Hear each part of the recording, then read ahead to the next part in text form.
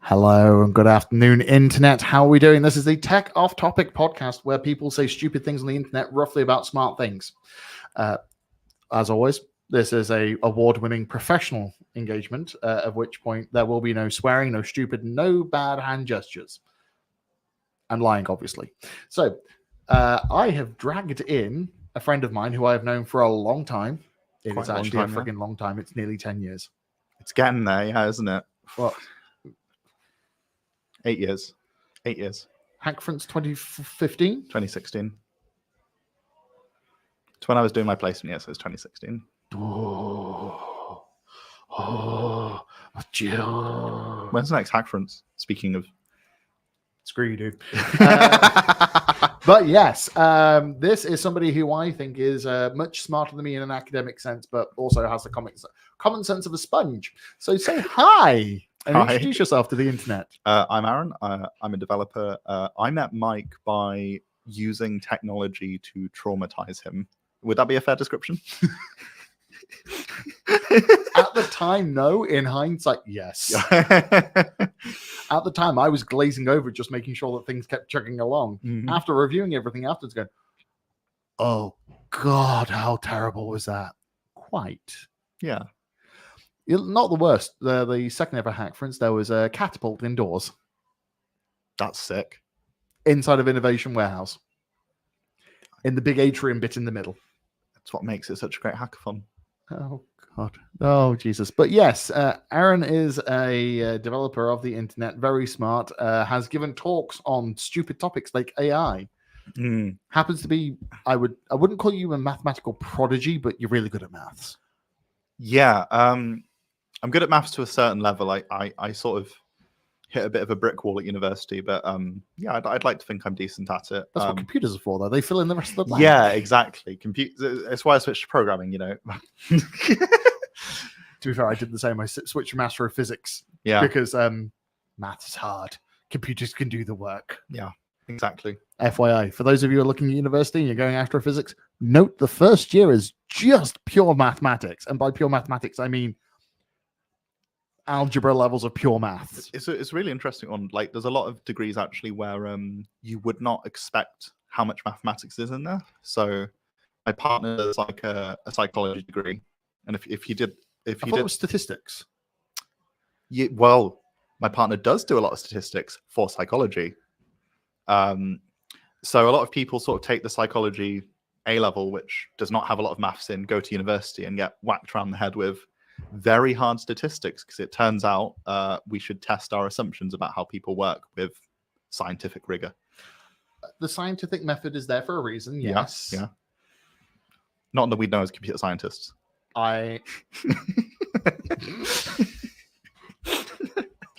and gentlemen, if you're not listening to the giggling, that is Aaron pointing out the fact that I have pulled a very special face of, oh God, people actually test their things.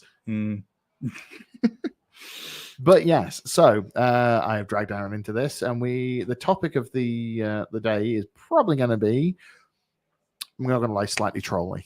Yeah. Mainly because Aaron is a very tangential human. Just a little bit, yeah. Especially when you give him a beer. And we are inside of the historic Anchor Brewery. Anchor Brewery has gone under. In the Anchor Pub in Digbeth, which, if you've never been here, good luck to your liver. And I have 2 beers, so yeah. I'm saying nothing. But yes, so shall we pick a topic and go? And see how tangential it goes? Yeah, go on. Pick a topic. I get to pick the topic. Well, I've forgotten what topics I said I'd talk about. All right, I'm going to start with one that is I'm going to inverted air quotes topic. Yeah. First tech job as a junior. Oh, gosh, yeah. And how to do that in remote working world. Yeah, how? Well, I don't know, actually. I don't know how to do that. I can moan about it, though. You've spent years training people. Okay, so yeah, that's true. So my old job, so when I was at university, so I went to Aston University, they really push doing a industrial placement year before you graduate. Genuinely think that's a good idea for a lot of people. Fantastic idea. It's the reason why boot camps work. Practical experience. Absolutely. For me in particular, that was very beneficial because the university did a lot to it helped me get into a job before I was ready for a normal job, is the best way I'd put it. There's a lot of stuff I needed to work on, and getting that first placement year really helped. And when I graduated and I went back to the company I used to work for, I had such a lovely time in placement year that I wanted to really get involved in helping other developers start their career. So spent a lot of time, observing new people start their work. And a couple of years after I graduated, COVID happened. Something I really started to observe when, and to be clear, this isn't specifically a comment on my old employer. I think this is something that occurs across the board. Educating new starters in a remote environment is really hard. To be brutally honest, somebody who's been around the block a bit longer than you, not by much now, but a bit longer than you. Most organizations suck at training people to begin with. Getting people through the door, absolutely easy. Here's all the opportunities with all the learning points. And then providing the material for people to learn from, or more importantly, the people to do it in a positive, reinforcing way. That would be a big old head shake there. No. In my first ever job, I was told I'd be learning a lot of stuff. I did. Not from my team. I was learning by making shit break daily. I'm the only person I know who's ever run a truncate statement in production. That's fun. Not really. This was back in the day when backups were not a thing. Yeah. But yeah, I guess the main thing everyone talks about in terms of, the junior market being bad is that, people are laying people off right now and are not interested in hiring more people. That is true. I actually think part of it is that it is also getting harder to onboard new people. And as more senior developers think, oh, I fancy working remote, and recognizing that in a in-demand job, they sort of have the power to just stay at home.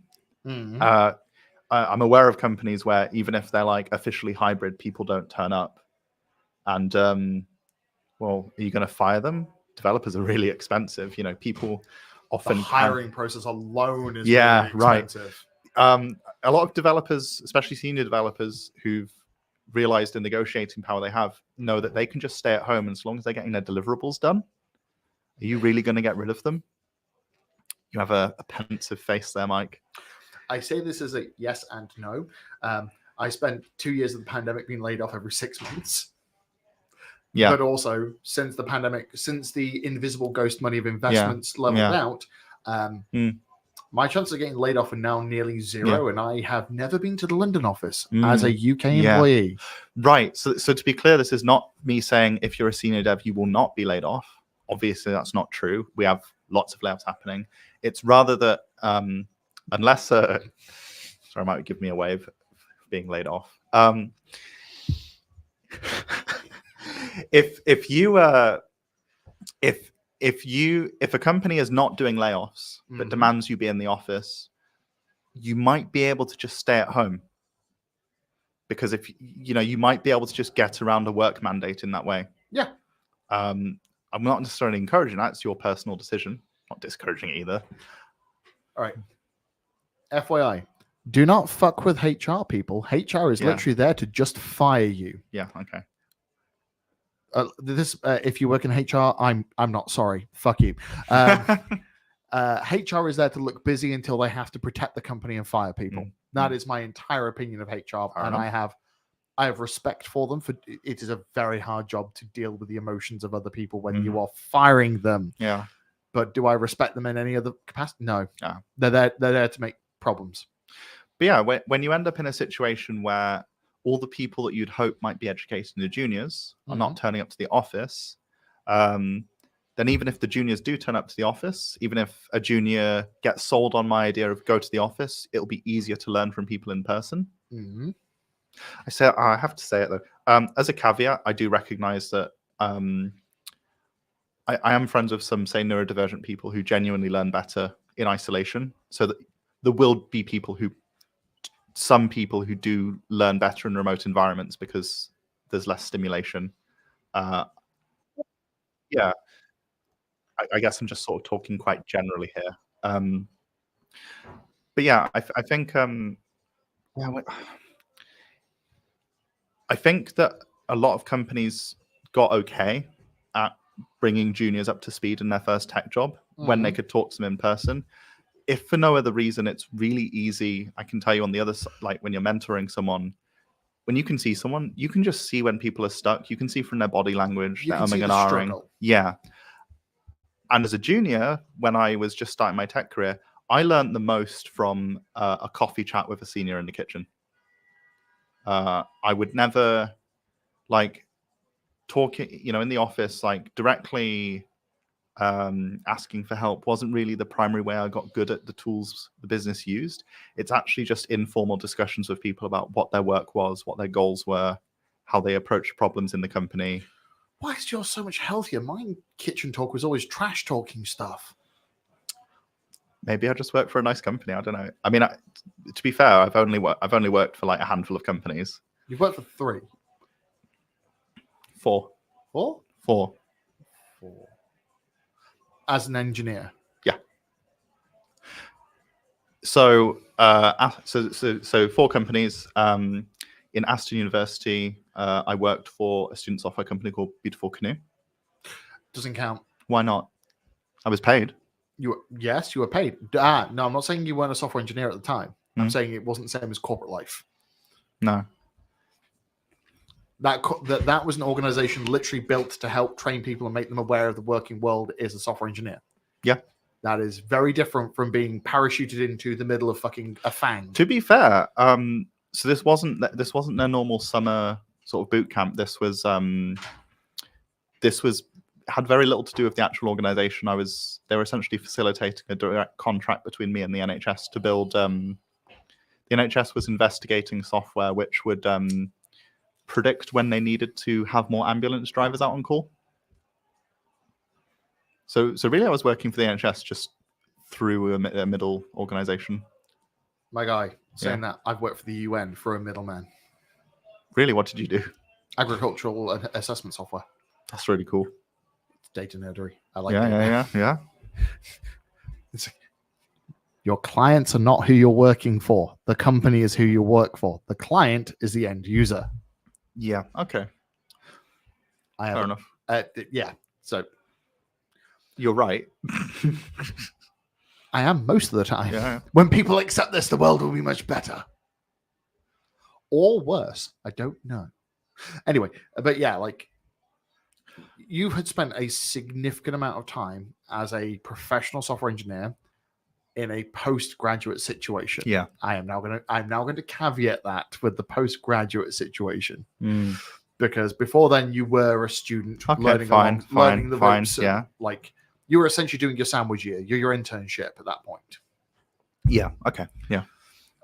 AKA, what the fuck's going on around me? Fuck. Being how the brain works in those situations. Yeah. You spent a significant amount of that time taking people who were also in the fuck, what am I doing situation and making them A, useful and B, empowering them to improve themselves. Now, this is something that I'm not going to say happily, I'm going to say disturbingly state, I have never done. Okay. I have taken pride in one-to-one mentoring quite a few people from boot camps or just people who from hackathons have gone, can we talk about stuff afterwards? That was really fun. Yeah. But I have never built and run a program and helped people empower themselves to do a thing. Yeah. Right. So going back to what you originally asked about, because I immediately moved off the topic. Yeah. I guess when I think about juniors looking for software dev jobs, it is a tough time. And I think really sadly, obviously you should seek out the job you want. But if you can't get that, get a job. Right. Do not stop yourself being employed because you're waiting for the really good thing. It is much better to build up some software dev experience somewhere. I'm going to go a step further. Oh, yeah. Right. taking any job to make sure you get a job, to make sure you can live, Yeah. is more important than waiting around for the correct job. You're If also you need correct. to be Yeah. if you need to make sure you can eat, Yeah. be a shelf stacker, work Yeah. on open source software at home. Find a thing you care about. Mm. Don't work on random shit for other people for free. Yeah. Work on stuff you care about. Yeah, that's a really interesting one actually. The amount of sweat equity jobs I Mm. got when I was in my Yeah. early part of my career, sod off. Yeah, I have met people who, when they've been struggling to find their first tech role or their second tech role, they, because people do ask me about this sort of thing, they've asked like the question, should I offer to work for free to begin with? And I'm saying no. But people offer to work for free all the time on open source software. Oh, okay. Sorry. You should not work for free for an employer who should recognize your worth and pay you money. Sorry, that was a leading question to lead Aaron into the correct answer, Yeah. which he already knew. Yeah.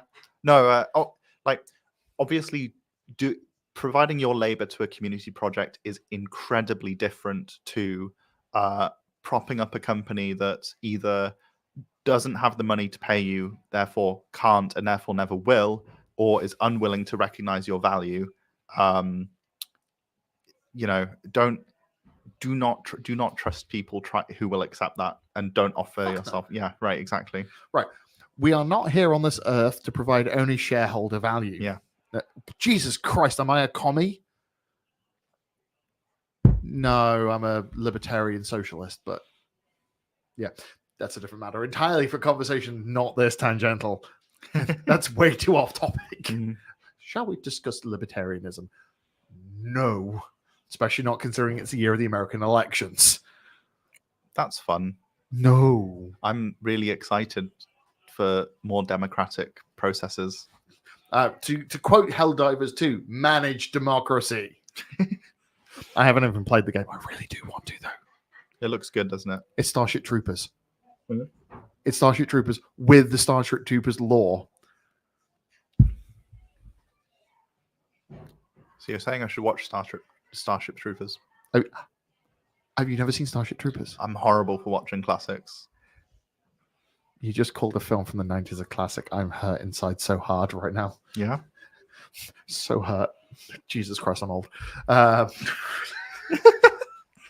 Oh, the editing for this is going to make my soul cry. I think Lord of the Rings is a classic, and that was the early 2000s. No, that makes it vintage. Fair It's enough. 20 years old, it's vintage. It's old enough to drink. Depends on what state. I don't live in states. I live in these United Kingdoms. In those here United Kingdoms. Don't know why I went to Wurzel Gummidge there. But yes, no. Now, here's the thing. You're now in a new venture working for a very young company backed by venture capitalism. Yes. Welcome to the club. Venture capitalism funds the universe. Yep. Well, it funds the software universe, unfortunately. Yeah. But no, it funds all of the things that are interesting. Yeah. There's a lot of software which is just funded by immediate requirement in a profitable manner. Or the labor of open source contributors. As somebody who considers themselves a pseudo open source contributor, I have been paid to contribute to open source software. Yeah. Which is different from giving my own sweat and blood to it. Yeah, fair enough.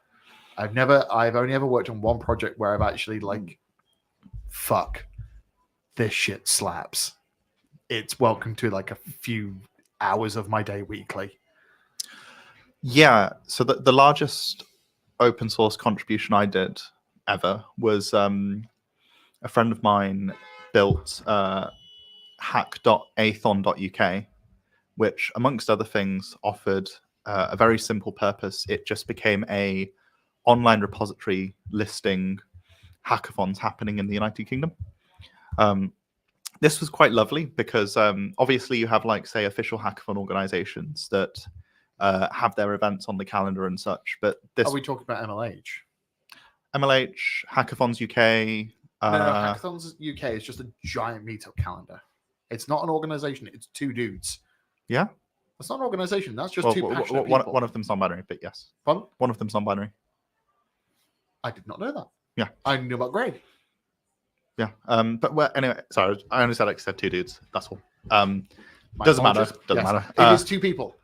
Yeah. It is two people passion projecting that shit. It's not an Yeah. organization. They're a registered charity. Are they really? Yeah. Oh. And they I don't know. Aaron was explaining this to me. Like it's yeah. Are that Aaron? There's more than one of you? Yeah, Aaron Osher used to be an MLH coach, used to be in Hacknots. There's been a real change of the garden hackathon community since Hackfronts ended. Fuck. Respect your elders. No, but the thing is, whenever people, I'm not against these organizations existing, but whenever they do, if they grow to become, MLH even dubbed themselves, the official student hackathon league. To be fair, they are the closest thing. Yeah. And whether that's like no student body on the planet actually sorry. They're the closest thing. Yeah. Because the only reason I say that is because they are the closest thing to an organized body with an actual governorship and rules and stuff. But no student organization on the planet actually classifies them. Well, whether or not they're correct or not, that's not important. The reason I raised it is because if you start believing that any given organization provides a seal of authenticity to what is a hackathon, if they fail to include or support any university hackathon on the calendar, they get left to the wayside. They don't get arguably one of the most valuable things MLH provide, or other organizations, the little link on their site encouraging people to come to that hackathon in the season. Hack.afon.uk. I've just realized. Yeah. Should we define to our audience what a hackathon is? I think we should, because I've actually multiple times been caught off guard by people organizing a, and I'm in quotes here, hackathon and it's not been one. Yeah, I'm having the same reason. I was just like, hang on. There's a lot of people I know that think an afternoon where your office opens up and says, we're going to open up Fig Jam and design a thing. And they call that hackathon. Now, it has the hackathon mentality.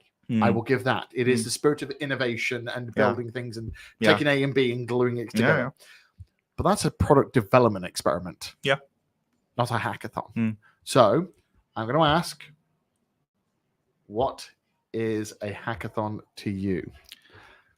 A hackathon for me is a weekend of building and creativity, which so I want to be clear, I do not believe you need to be there needs to be programming for it to be a hackathon. I agree. I don't believe it needs to even be necessarily technical if we're going really out there. Disagree. Only because I still believe a hackathon should show the work. Now, if it's hardware, software, or otherwise, showing the work is important. Coming up with an idea is the same as 15 pints. Yes. Okay, fine. I guess I was going really out there. I'm not actually suggesting that doing talks and ideas as a hackathon. I'm saying it doesn't need to be technical. If somebody spent a hackathon, maybe, I don't know, let's say someone really wanted to make a nice hat and attach sequence to it. And would you like to know about the IoT dress for a grad ball? I saw that. That was at Hackfronts, wasn't it? Correct. Yeah. It was. Yeah. It was Etienne.com. But of course, one of my favorite speakers from Hackfronts ever. But also, maybe at that same Hackfronts, our good friend Callum spent the weekend just making a hat. Mm-hmm. Now, I don't believe this was what you traditionally consider a technical task, but I actually view it as a perfectly valid contribution to a hackathon. Yes. As they were focusing on a creative endeavor and doing the work. Like you said, they didn't just go, oh, I wish I made a hat. Yeah.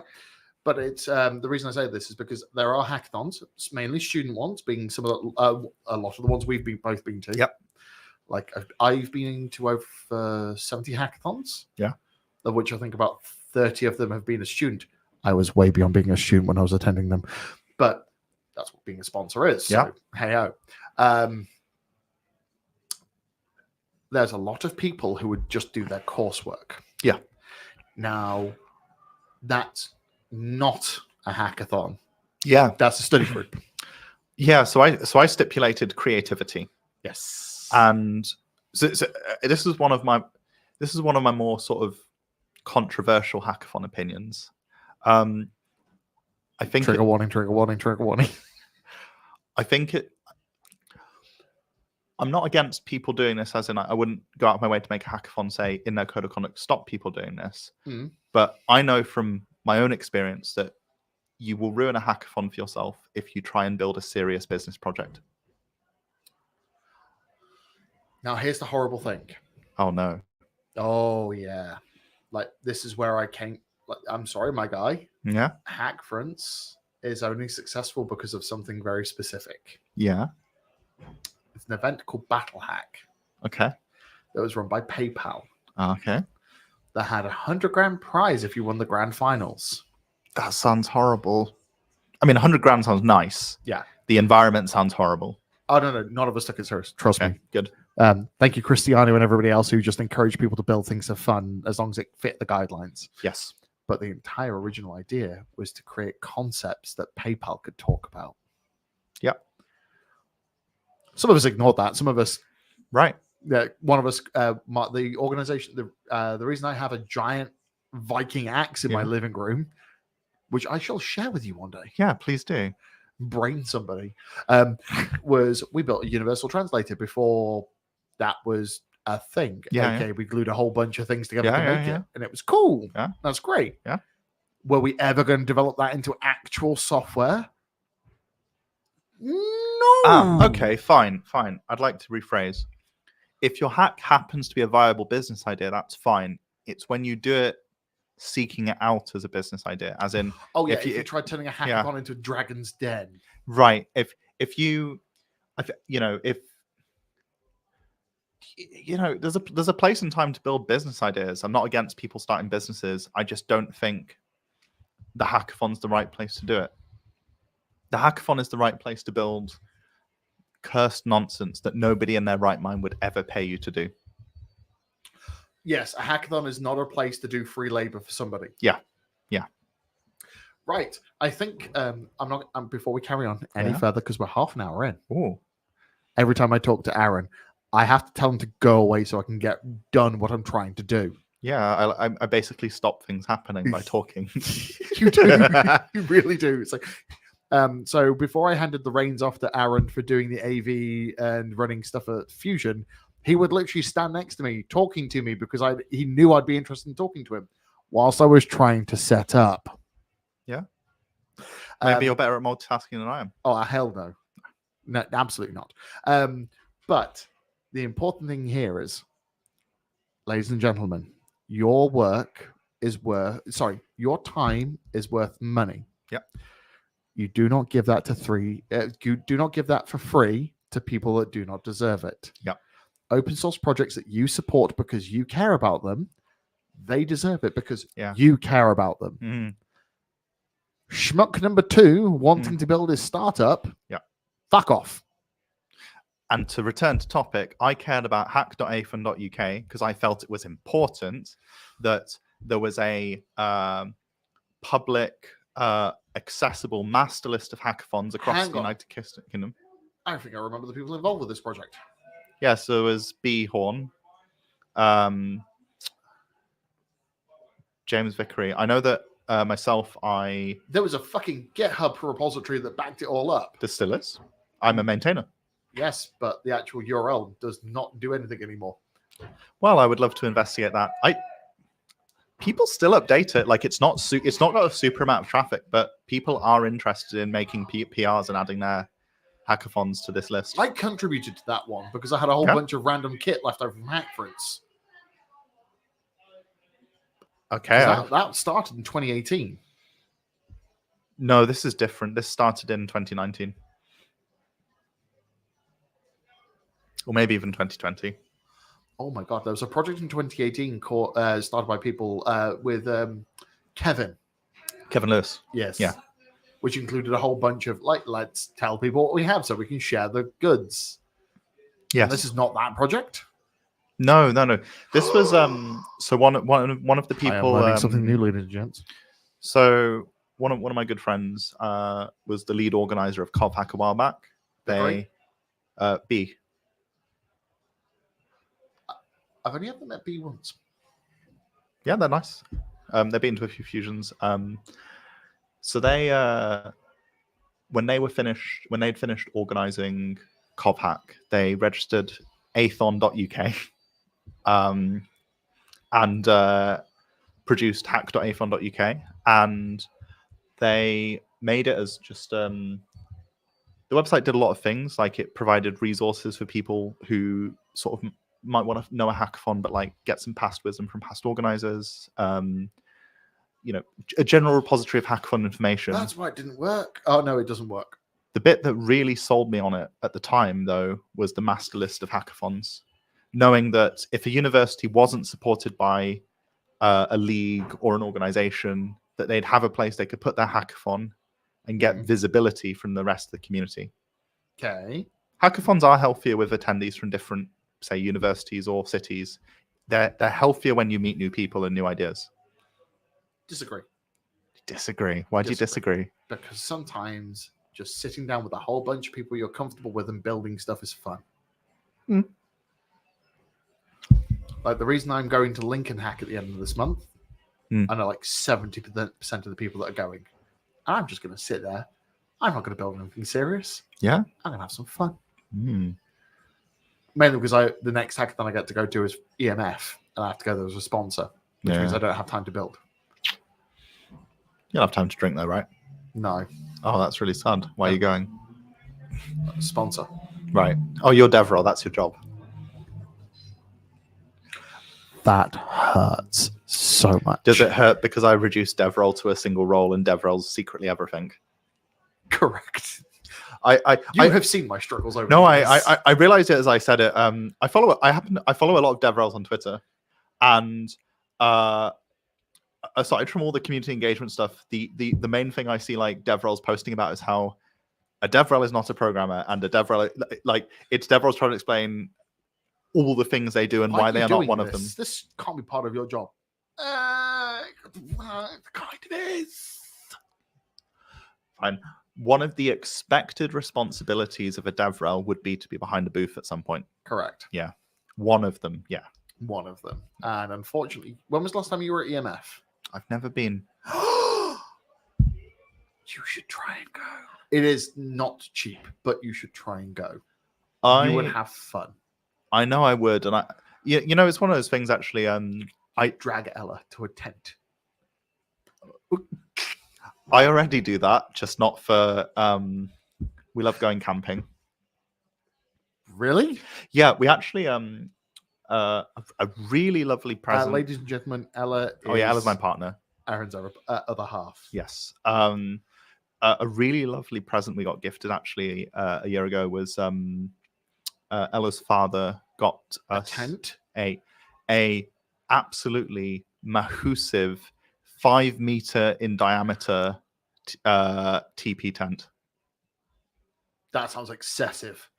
It is. It's actually, but most importantly, it is simple to set. We go camping with a lot of people, and being able to say, "Don't worry, tent sorted. If it rains, we have a large space we can play board games and drink in," is actually quite the godsend. I can see that. Yeah. But also, that's just a lot of material to transport. It is, but you don't drive. Right. So I have this really cool solution with that, right? So normally with my friend Callum, who me and Mike are both good friends with, I sometimes say to Callum, do you want to go camping? And Callum my God, Callum gets dragged in just to be the cart? Callum provides a lot of services, but he... well, the face Mike's pulling now. If you're listening on an audio only service, I'd encourage you to find the video recording of this. I know that if I could drive, I would bring friends along. I can't. So I do first and foremost get a friend sold on the idea of camping, and then point out we need to get there somehow. Not gonna lie, do approve. Also, kind of a douche move. I always have discussion, but I do a lot of nice stuff for my friends. Whenever I notice that I'm taking their labor, especially in a way that I can't personally provide and match, I always do my best to have a nice discussion with them where I encourage them to say no if they don't want to, and make sure they know that I wouldn't stop being friends with them over that. Ladies and gentlemen, Aaron is telling you to just say no to him about everything. Hey, that's actually a topic. What? There's a topic. We're dangerously close to being on topic. Or it's the inverse of just saying yes to things, which is actually a topic. That is actually a topic. Let's get to the topic. We did it. Did we just tangent into a topic? Yeah, that's a first for me. It's like the whole I don't know. It's kind of sci-fi bullshit, but you're like, oh, you go to the end of the universe, you get to the start of the universe, and then we have entered the Big Bang moment. We have reached the end, and boom, next one. This is when we come out with fish hands. So yeah, just saying. So yeah, what was the topic? So right, the exact word. Would you like the exact? Yeah, I would love the exact wording. Yeah. The problem with always saying yes when asked to do certain types of work, aka glue work. Glue work, yes. So glue work. I think there's. I don't. So what do you mean by glue work? Yeah, I don't think there's a formal definition. Glue work. I think the best example of glue work comes from when I was about 12, and Did you sniff glue? My ICT teacher, can't mention him by name because I've been specifically asked not to pick on people. But he would when I was trying to learn ICT, because I thought that was how you got into tech. Because I was a fucking idiot. So wrong. Yeah, no. You should tell the government that. I got banned from my ICTs. Yeah. What'd you do? Refused to submit my GCSE homework, so they wouldn't let me go into ICT. The server died, so it lost it because it was that time when the school had one central server. Yep. Submitted the coursework. It failed the backup. There wasn't a copy of it, and I refused to resubmit it because my response was, "I've given it you once. Isn't that your problem?" So I got a U on that piece of coursework. I still managed to get a B because of the grades for everything else. So rather than submitting, you decided to be a brat sub. Absolutely.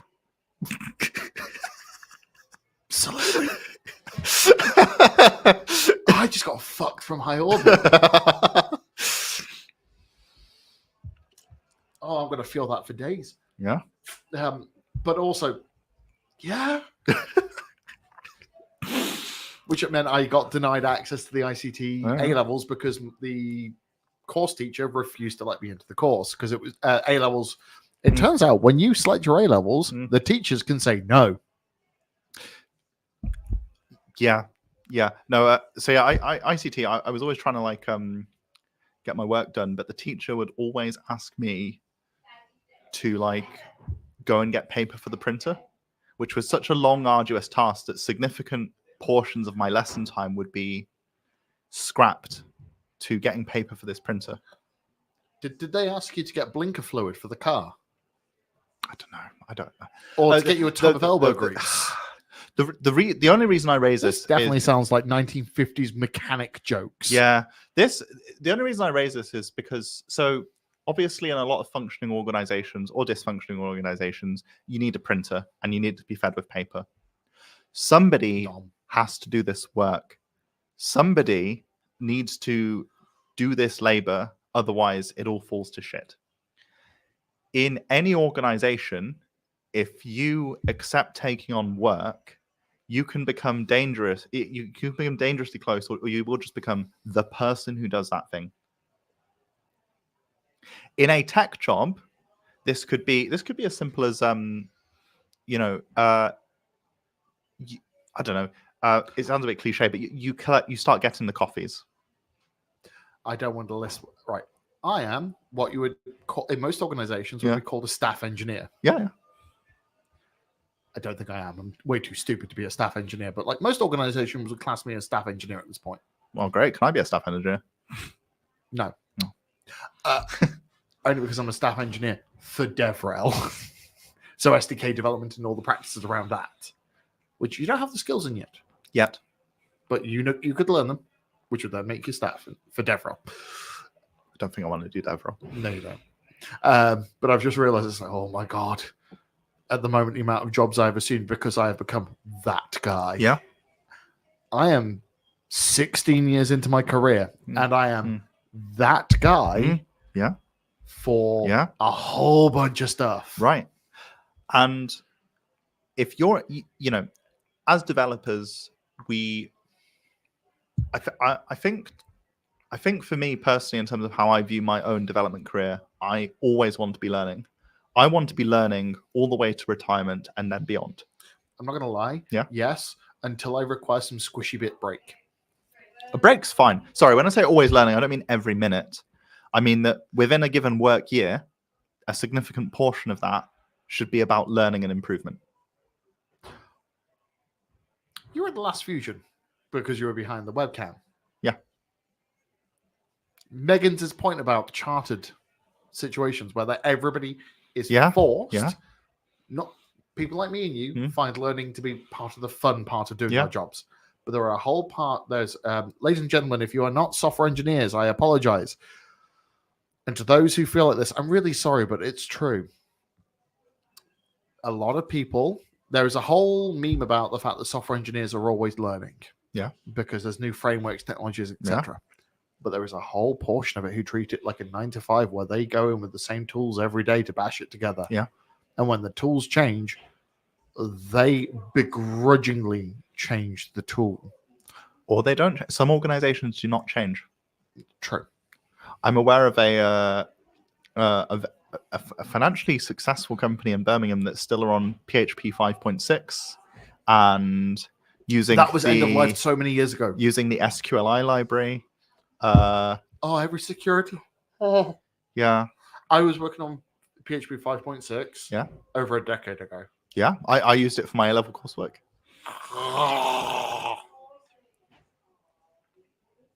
I hurt so bad, so bad, so bad. Yeah, I think they're in the process of going under, but it's. This is going to be the first time I ever say this. Thank God. Yeah, like some things need to die. That security hole riddled nightmare, which definitely doesn't have a secure database, needs to die. Yeah. Fair. Like there is no such. There's no. They barely have salt in their database passwords. Yeah. Now we have the pepper. I don't know why I said that. Peppering is a thing in. I'm aware of how it is a name for some things in cryptography. On the topic of cryptography, I don't know how much of a cryptography nerd you are. Tiny, not as much as some others, but I know a little bit. How do you feel about stenography? Oh, as a CTF challenge, I think it's really cool. The horrible thing, I really want to start introducing stenography into my passwords. Sorry, what? I want to add stenography into my passwords. How? What? How would this work? Right. So one of the things I've seen as an option for stenography is the use of images that you keep track of, and the hash value of the given image at the given resolution at the given value, which only you know, becomes the hash that is the password that is then encoded. I think that's quite cool. I'm not going to lie. You've never seen the movie Johnny Mnemonic?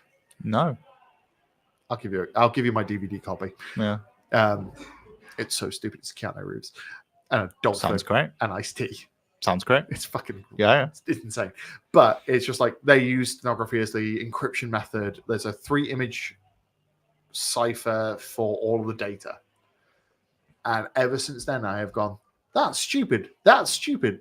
Oh my God, you can use that to become a hash? That's not stupid. Yeah. The moment I realized all it has to do is come down to a hash. I think that's a good hack idea. I think you should do that. Ooh, you know about the Web Auth standard? Yeah. I wonder if there's a way of slapping it into that. Probably. Maybe one of the dumbest, best hacks I've ever seen was it was at Hack the Midlands 1 Oh god, back that's a long time ago. in 2017. 2016. Oh my god. Yeah, because so that would have been September 2016. Two hackers. I think it was Charlie and Aaron, and a third Aaron. Really getting the My god, Aaron no more representation in this podcast. Aaron. So I think it was. I think they were both programmers. One of them was also a really good dancer, and they brought a dance band to the hackathon and made a authentication system called Dance Auth,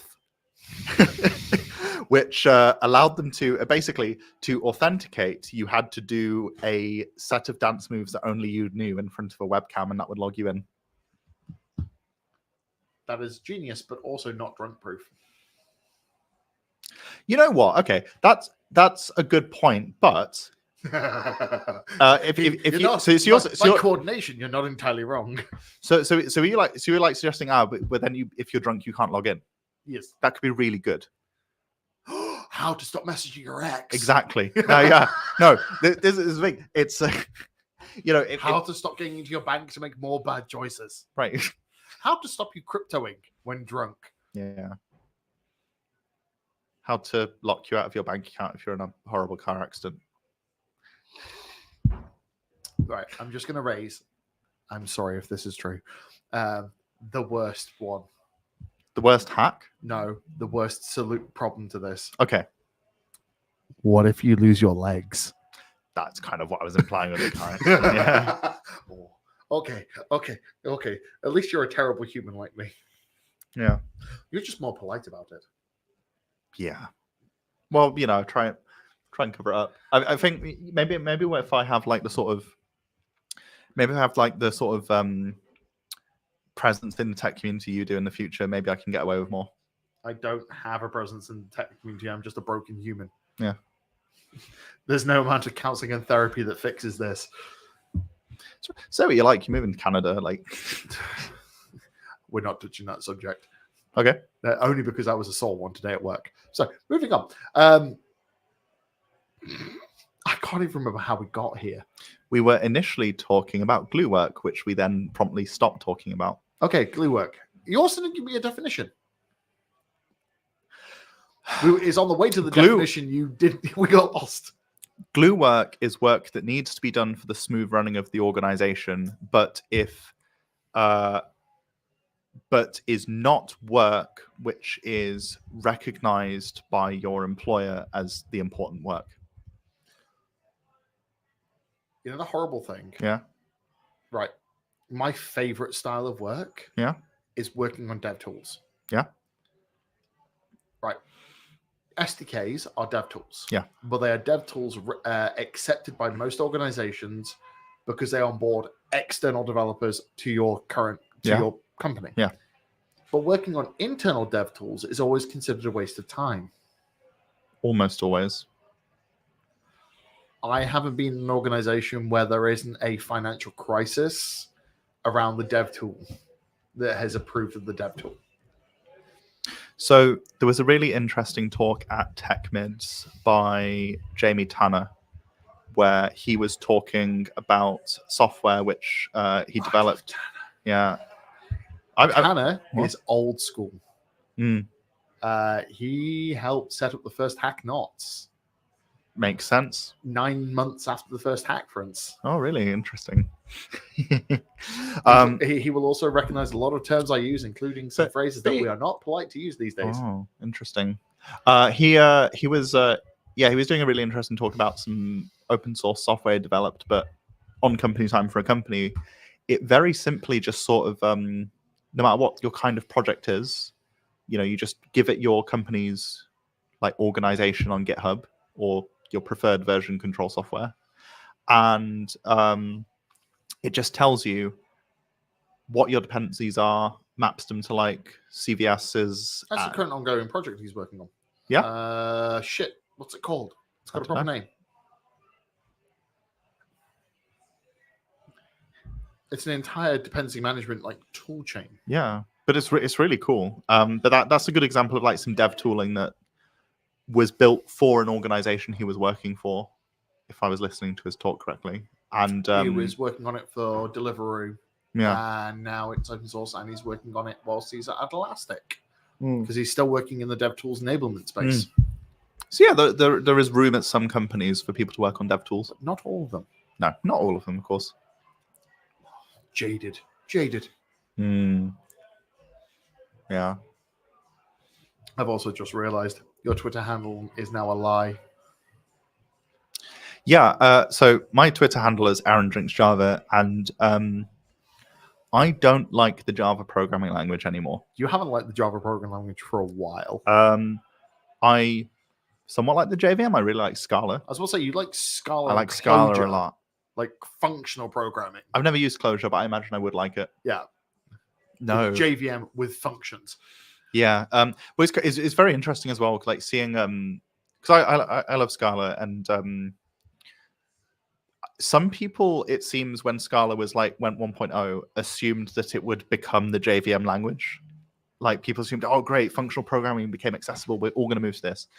We didn't, but Java, in most of its, like, other than like its sort of performance improvements, like garbage collector this and that, if you actually go and look at the JET processes they're publishing between, like, you know, if you look at the journey from like Java 8 to Java 23, because they release every half a year now, most of the things they're adding are just copying Scala's homework, but incredibly slowly.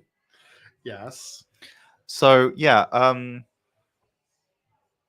what I'm trying to say is, if you say yes to everything from your employer, you will find yourself very quickly taking on lots of tasks that are not related to doing technical work, technical development, and then you will end up in a situation where, when it comes around to performance review, you know, which performance reviews happen, they always happen, you're just not told about them in some companies. Yeah, I can see Mike's pulling a face. I'm right.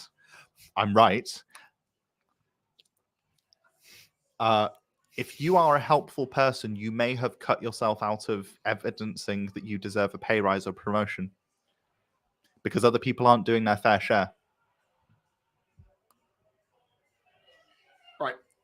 There's a reason the phrase "you'll never get fired for IBM" exists. Yeah. Because large corporations allow for people to be lazy as long as they do what seems to be the bare minimum. Yeah. The bare minimum is not always the fair share of the amount of work allotted to a team. Yeah. Yeah. Oh, that's terrible. Why are you making me think of the dark side of life? I don't know. On to lighter subjects. AI. Yeah, AI is cool and great, and it's gonna. There's so much innovation. You see all these people that are now artists. It's so cool. They're real artists. Right. We're not going to give the art side of it because I've already done a podcast on that with Eli Holness. Yeah. Which was about the whole, right, you know what? AI art is not actually terrible as long as it's licensed correctly. If the source material that's used to teach it and it produces stuff is licensed correctly, so the originator of the training data gets paid for everything, it's fine. Otherwise, go fuck yourself. I just thought we'd cover it because we're probably both undiagnosed artistics. I'm really sorry. I should have seen that one coming. Yeah. It's such a shame. The IT crowd has so many good jokes. It's just a real shame who wrote it. Whoever that is.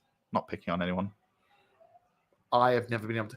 Right. There are 2 TV programs on this planet I have never been able to get along because they are just a little bit too close to the truth. IT crowd and... Silicon Valley. Yeah, that makes sense. Okay. I've been around too many Silicon Valley assholes and say, oh, God, this is like an exaggerated version of the truth. I can't deal with this. Yeah. But yes, AI. Yes, AI. The reason I'm bringing this one up is because Aaron, inside the last 12 months, was it 12 months? Possibly a little bit over. 2022, you did it? I did talk at Fusion a long time ago, yeah. I think it was 2022. It's before Bagel became a member of the Fusion team. Yeah. Gave a talk on AI. Yeah. And the entirety of that talk boiled down, before ChatGPT became the monster that it is now, to yes, it's autocomplete on steroids. You're confusing my talk with Vanessa's. Yes, it's because you use the same basic material. Yes. So Vanessa actually talked about ChatGPT and how it worked. I was talking more abstractly about. I was talking about some specific examples of AI, but I was more talking about how when it goes wrong, it's very hard to know why. Yes. And that's a problem because it's AI is not a person, you can't hold AI accountable. But you can hold the owner accountable. Yeah. No, and I think we should. I think that again, this is something I think about a lot, which is this feels quite topical, not with just AI, but like say the Horizon scandal that's happening right now is The post office scandal. Yeah. Oh. When software goes wrong, people always use the language of like the system was wrong, this, that, and the other. No one. So with Horizon, no one's saying, Fujitsu ruined people's lives, or a few people are thankfully saying the government did. But a lot of people still use the language of the software went wrong, as if the software were an employee and guilty of malpractice. And, thankfully, conveniently, if that's the pervasive public opinion, you can't sue a piece of software yet. Yet. Right. We even have the law for this. Corporate law does mandate the corporation is a legal entity upon itself. Yeah. That means software can be as well. Fine. I guess the way I see it is compared to anything else, like if someone built a bridge in the United Kingdom and the bridge fell, no one would be like, oh man, such a shame the bridge fell. They'd be like, who designed this bridge? Why is that person allowed to build bridges? We should take away their engineering license. They do. Right. But we don't do that with software devs, or I just don't. I feel like software. Did you listen to Dave's talk too much? Dave's talk was Dave did a fantastic talk. Yes. I had thought about that topic a lot before that. Oh, same. Which is why I asked him the pig of a question afterwards. You did. Yeah. Do you think software engineers should be held accountable for their when they hurt people in the same way civil engineers are? Pause you for a moment, and ladies and gentlemen, we are going to be back in a second because my tiny bladder needs to go to France.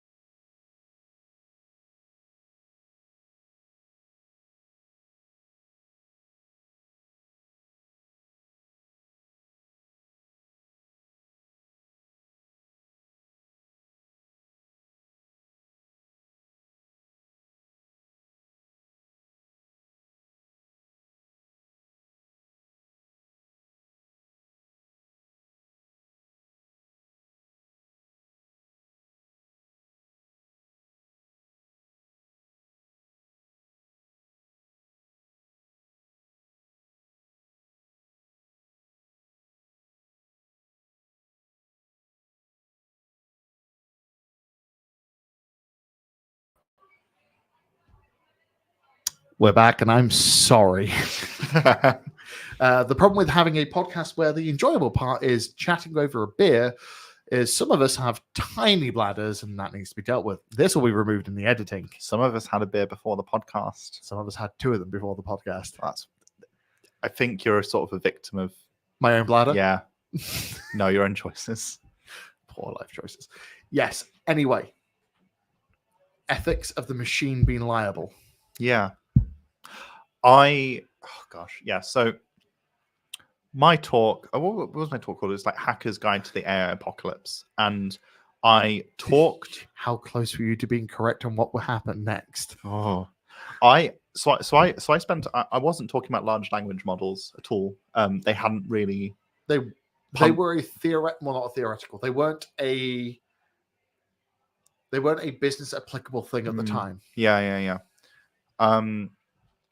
And yeah, okay. So I was just broadly talking about how AI can go wrong, and how even when we think AI is performing really well, I'm not even talking about the corporate space. Even in the research space, there is a tendency for people to start believing AI is working really well. Yeah. And when you start thinking about it, it doesn't hold up to some basic scrutiny. Now, the reason I wanted to raise awareness for this is not just about accountability, but also I think people should think really hard before using AI in systems that significantly impact our lives. I'm, the idea that someone... Hang on. Yeah. Right. So, software is pervasive into everybody's life regardless. Yeah. And some of those choices, you don't really get a choice. Yeah. Like mobile phones. Okay. We are all pretty much locked into now a American bipartisan process. You have a choice of Android or iPhone. Yeah. Flavor of Android doesn't matter. You're still locked into two flavors. Yeah. And your life literally requires it, because how many processes and flows and activities require you to have, at least in the Western world and developed nations, do you require a phone which you didn't get much of a choice in the understanding of the underlying technology to start with? You can't be assumed to make the same, so AI software. How many people have a Samsung phone with Bixby actively working for them that they did not get an active choice in because it was not educated to them? Yeah, that's a good point. You're talking from your thing is from a perspective of those of us who are aware of the problems. Yeah. Well, I mean, there is one choice there. So, I have an Android phone. Any sort of personal assistant features I turn off immediately because I find it annoying. True, but they're still baked in. Yeah. They still, some of the programs you use on your phone still tap into it. Yeah. Spotify. Yeah. And I'm assuming you're a Spotify user. I know Spotify use machine learning. Whether or not you can do that AI just depends on who's talking. Yeah. No, the assistant feeds it, which then feeds more self-learning systems. Yeah. I know they have a huge old school machine learning process set. I trust machine learning more so than neural networks. I trust them only because they are more brute force than let's hope. Well, no, the point I was hoping to raise with, say, a neural network system. I apologize for no, it's fine. From that so the point I was trying to raise is, I don't know, a really good example of this, of like neural networks and why I hate them in terms of using them in any serious system. So every so often someone goes, I've got a good idea. Maybe we could cure cancer. That's a good idea. I wish someone had had that before. And they start going, well, if we buy enough GPUs, surely we can cure cancer. Now, one of the more prolific examples of this has, researchers in a startup started reporting, awesome, we can detect cancer from X-rays, like lung cancer, with 99.99% accuracy. Sounds really good. It's a little less impressive when you consider that most people don't have lung cancer. So if I wrote a program that just said no one has lung cancer, it would actually be pretty accurate. No, seriously, like, it's important consideration when you're building these models. Can you make, how does it compare to just saying one answer? True. Also, neural networks are a lot more susceptible to biased data. Yeah. So much more susceptible. Everyone starts going crazy over this because they're like, oh, awesome, AI is going to detect cancer. It's going to become more accessible to get to find out if you have cancer. You will get cancer with AI. Oh, no. It's going to become more accessible to get medical diagnosis. Well, that's what some people will say. Other people are thinking, awesome, I can capture the money of the healthcare market in the United States. The reality of it is, though, is later on, way later on, far later on than they should have, people sort of said, hang on, maybe we should do some research into why the AI can detect this so accurately. And they found out why. in the X-rays provided in its training data, in the bottom left or bottom right, a little X had been put on some of the X-rays. The X meant the patient had cancer. So the AI had learned. The X meant cancer. Yeah. Oh my god. And So that meant it didn't Yeah. actually know when No. a blank one was given it. not at all. Not at all. So, and this took an absurd amount of time to realize. Now, the thing here is, why didn't the researchers check this? Well, the reality of it is, if let's say I, Aaron, consistently made a mistake, a researcher finding out why a neural network made a mistake is like if you smashed open my brain with a hammer and like someone asked, point to the bit of flesh that causes Aaron to make a mistake.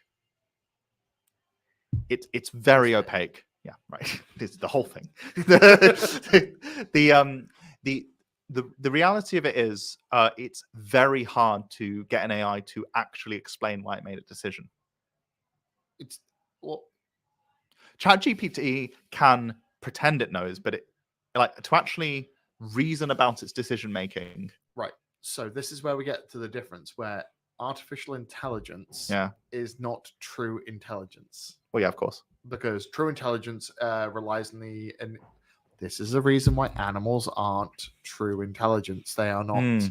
They are sentient beings, but they have so much of their entire biology built around instinctual responses. Yeah. Which is the reason why your dog is not a true intelligence. It has smart moments, but it's not a true intelligence because it is relying on literally its spinal cord responding to things it's been conditioned to genetically for insert X number of generations. AI is the same. Yeah. So if unlike let's say I don't know, let's say I got into fintech, which I learned recently means financial technology and Crypto. is not a term for startups based in. Hang on, you just said crypto on a podcast with two Did I say white crypto? guys. No, he said fintech. Sorry, Fintech, yeah. yeah, fintech on a podcast with two white guys. No, I wasn't talking about crypto. I was talking about serious financial instruments. Another white guy podcast. Yeah. Well, I presently have nothing to do with fintech. Good. And I learned relatively recently that it doesn't mean startups based in Helsinki, which was genuinely a belief I had a while ago.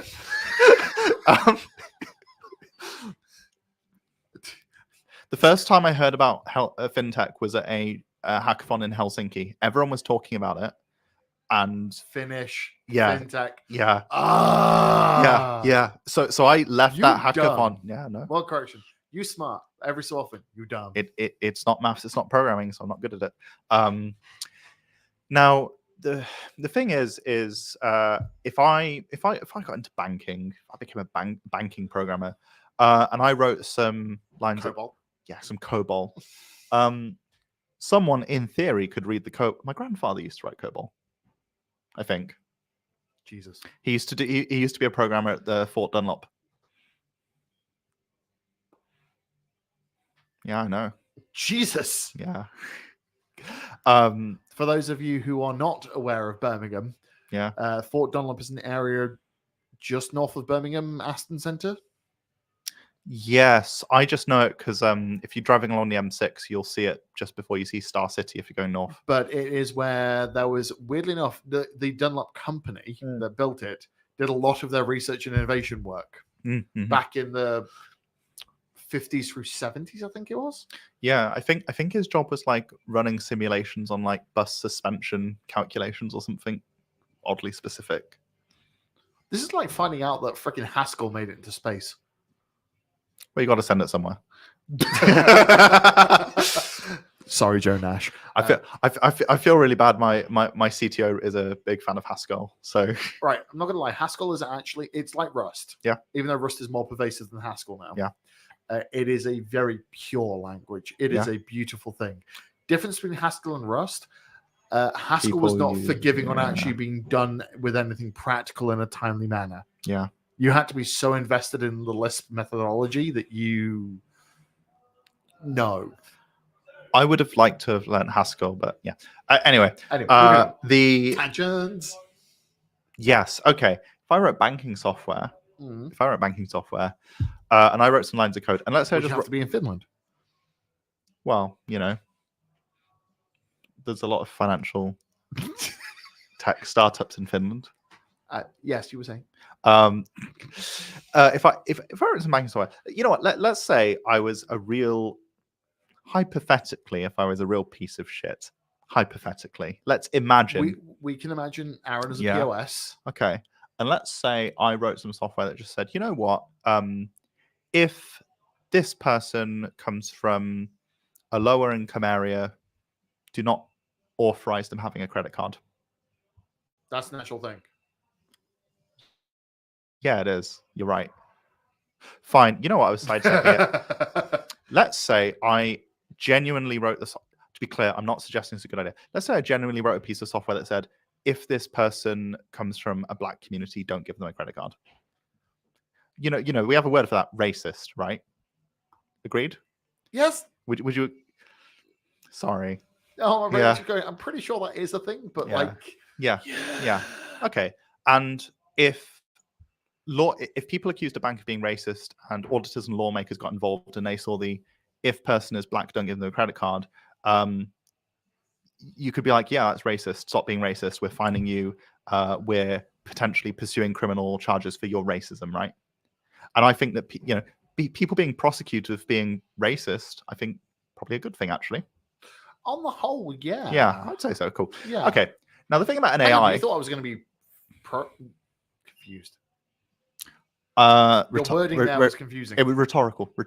Oh, okay, Yeah, cool. yeah. I was just like, Yeah. No. So, ladies and gentlemen, Aaron has confused me with ethics. if someone writes an AI, or someone writes an AI, no, Somebody writes a model. Someone builds a model, and the model starts, I don't know, learning. Especially in areas that have had, I don't know, historical policies around segregation and where specific groups can live. Yes. Let's just call it the United States and America. Yeah, America. It could start to learn specific areas where you shouldn't give credit cards. And those could be black communities. Now, the problem is if people start accusing the bank of being racist, well, for starters, the employees might not know, for starters. They'll just say, the computer says you can't have a credit card. People ask why. This has already happened. Yeah, I know. I know this is happening. No, it's happened to a specific large American corporation. Yeah. And you will remember it the moment I say it. Mm. The gorilla situation with Microsoft.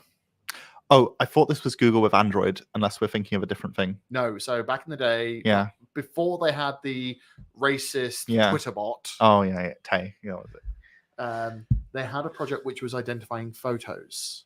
Yeah, I know. And the bias sorry, I thought this was Google. Sorry. No, it was Microsoft, and the problem was the bias on the data they fed it. Yeah. The data itself was completely fine. Yeah.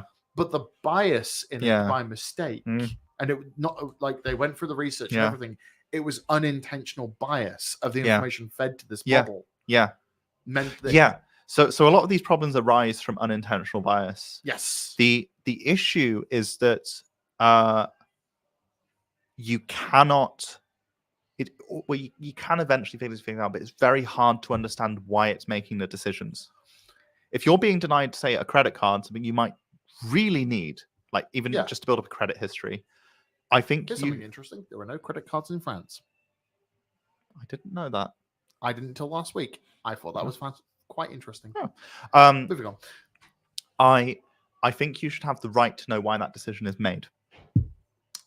Well, if you get denied a request for credit in the UK, at least, because I haven't ever requested credit outside of it. Yeah. If you fail, you can get further details from the agencies that's referenced. Yeah. Admittedly, you have to fucking ask them for like, this has been a long time. When was the last time I got years ago when last time I had to request credit and I failed because I had bad credit back then. You had to write them a letter asking specifically why you were failed at the time, but they were legally obliged to provide it to you. That's good. That's good. But that's built into the credit rules, not into machine learning processes. Yeah. Or So neural network processes. so with regards to a neural network, it's like it's going to make a decision, and it's going to be horribly opaque as to why it's made that decision. And since there are so many examples of neural networks going wrong for just reasons, I just don't think they should be involved in anything important. Like, I have no issue with a neural network adding a dog face to someone on Snapchat. Do you remember the Hackfront spot where my face ended up on an entire video from Queen? Yes, girls just want to have fun. Yes. And literally that's just triggered that memory. Thank you, Penelope. That is the best thing that ever happened in my life. I will never be able to unthink it. I like that a lot. The amount of calls that Penelope used on DigitalOcean to make that happen in 24 hours scares the living fuck out of me 5, 6, 7, 6 years later. Yeah. Jesus Christ. I have a question then. Yes, I would love to attend the next Hackfronts. I hate you so much. No, because you're running the next Hackfronts, aren't you? Yes, Well, no, you're running the next spiritual successor too. I made the mistake of deciding to organize a hackathon. This was because I have so many fond Ladies memories. and gentlemen, I am still intending to run one, but somebody's actually taking my wish and running with it. I to be honest, it really you saying it's a spiritual success to Hackfronts. I love. Thank you for saying The that. philosophy behind it is exactly what I want. Fair enough. A reason for people to build shit, learn things, and have fun. As a student, I attended so many hackathons. There are in Birmingham. This isn't where I was going with that, by the way. Oh, right, yeah. It was AI related. Oh, really? What's the AI related thing? Right. So we're talking about the entire basis, the bias behind it. Yes. Okay. Okay. So ChatGPT has successfully built a business now with the last 2 releases, major releases, where they now have the wrapper model, where they have the LLM and then a sub LLM in front of it, where you can feed it your own data. Yeah.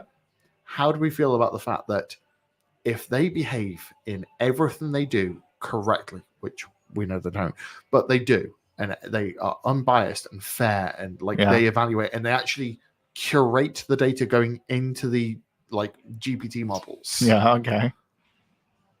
I'm talking theory here. We know that's bullshit, but we're talking theory. They're doing everything that the founding charter paper, whatever they have, that originally says they are going to make sure that it doesn't destroy humanity. How do you feel about the fact that there are now businesses feeding their own sub LLMs, which are eventually poisoning it? And by poisoning it, I don't mean in the protective way that we were talking about earlier. I mean in their data is rigged. Raked? It's rigged to their benefits. It is rigged to the benefit of the software they are trying to produce, because they are trying to make a profitable business off that sub LLM.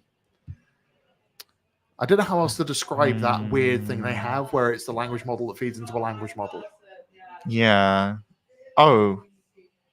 I mean, how do I feel about what specifically? Because with AI and ethics, there's a lot of specific things to think about. Right. So there's the ones that Google have produced. Yeah. The ones I have for healthcare, where it's here's our large language model to understand how people are asking a question. Here's a submodel which is trained specifically in medical information to know how to help understand questions about health-related materials. Okay. How do we feel about the fact that ChatGPT has made it so that you can feed it whatever the fuck you can, and people in startups are really terrible at curating their shit?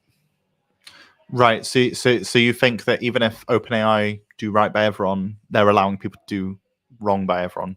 And I'm pretty sure, because that's a self-feed. The entire point of the GPT models, etc., is it's a self-learning model that learns from what you feed it. You're poisoning the well by building badly on top of it. Right. I mean, I don't have so much interesting to say about that. If you build something bad, whether it's with AI or without AI, it's a bad thing. That's true. There's, I think right now I've seen a lot of scummy, poorly thought out uses of AI. I think a lot of people have compared AI to like 3 years ago when everyone was talking about NFTs. I don't think it's entirely the same thing, but there's a similar vibe from a lot of the sort of thought leaders in the space. Quotes. Big quotes. Yeah, big Ladies quotes. and gentlemen, Aaron is using big hand air Big quotes. quotes, yeah. No, I mean, in terms of the commodification of large language models, the actual thing that sort of really gets under my skin, it's not even say the bias stuff or like specific use cases. It's actually how the grand goal of it is just to not compensate people for their labor. Yeah. In two ways. Obviously, there's say ChatGPT training its data set off lots of people's works without paying them. Yes. And in turn, a lot of things that used to just be nice websites to visit just to pop on are now demanding signups because they don't want ChatGPT to crawl them. And then in turn, a lot of people, I think, are very clearly thinking, great, I don't have to pay a copywriter, and pushing out schlock. I think copywriters were already undervalued in general in a lot of cases. And I think people are very excited to get rid of them. And, well, I think it's wrong. I also think that it just makes the world a little worse. Okay, fill that blank in. Fill that blank in. Why does it make the world a little worse? I really wish. I feel like this is. I feel like most people have had this experience where, like, they want to search for a thing, and it's being filled with content mills. They're finding content mills in their Google search results. Listicles, but listicles that don't make any contextual sense. Not just listicles. So one example is I have a bit of a hyperfixation on distributed computing frameworks.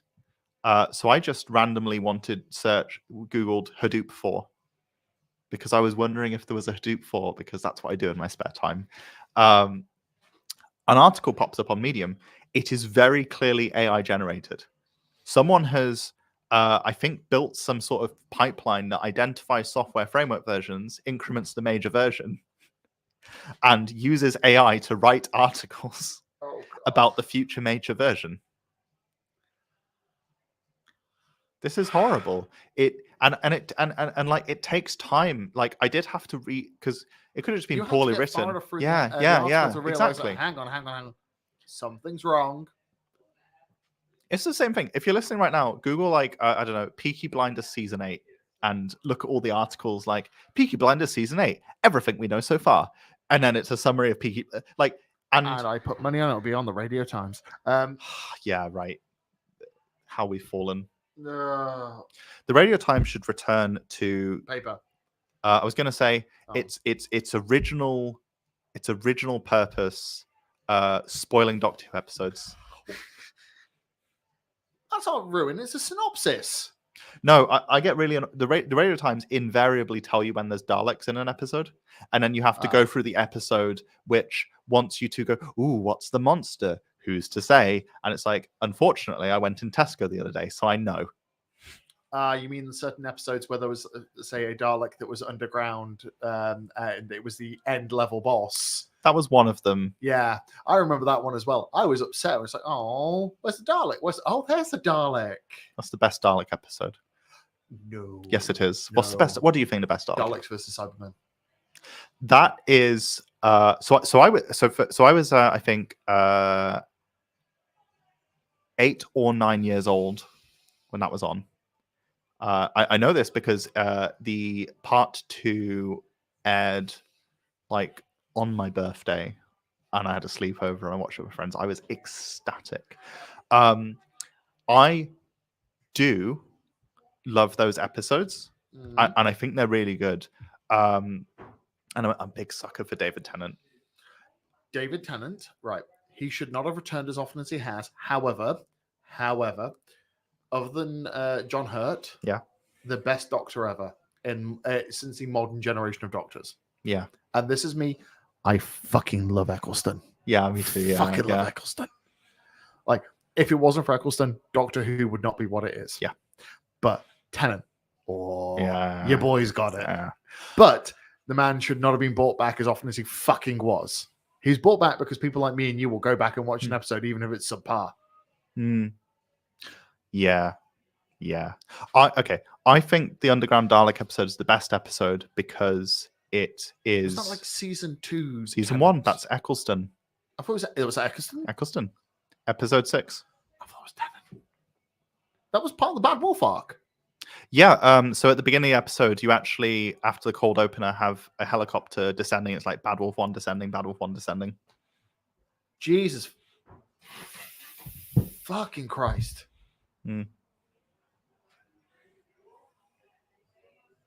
I am hurting inside because of how long that is and how many terrible doctors have been in between now and then. Yeah. Fuck you, Capaldi. Okay, look, We've had this argument before. there are no terrible doctors. There have been terrible showrunners. Terrible writers. Showrunners and writers. I was about to say, the writing for some of Jodie Whittaker's stuff. Yeah. She, great actor. Idea, excellent. Some of the writing that supports it, fucking god awful.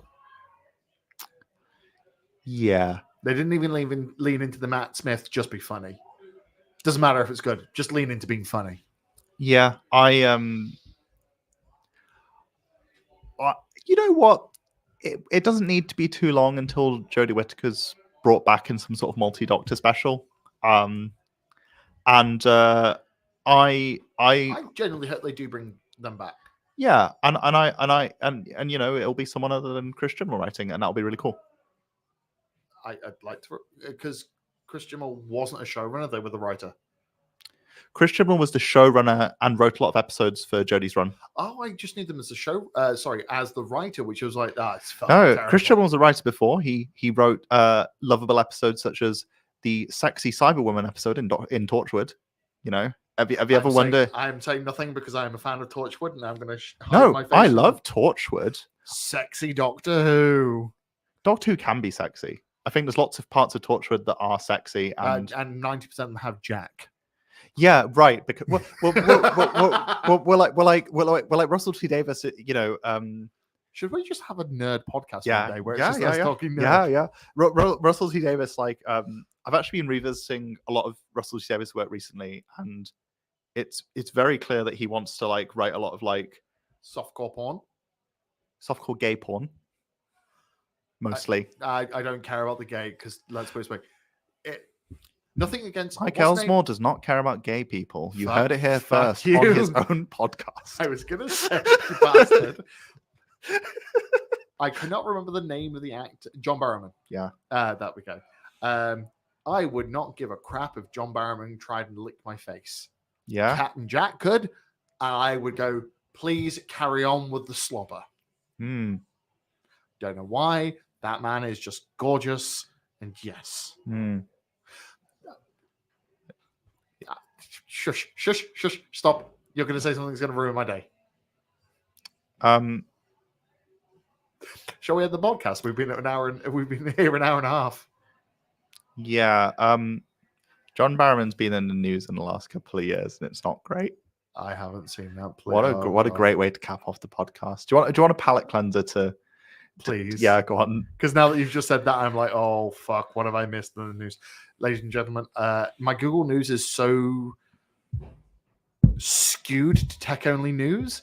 I missed 90% of it. Yeah. I'm really sorry, Mike.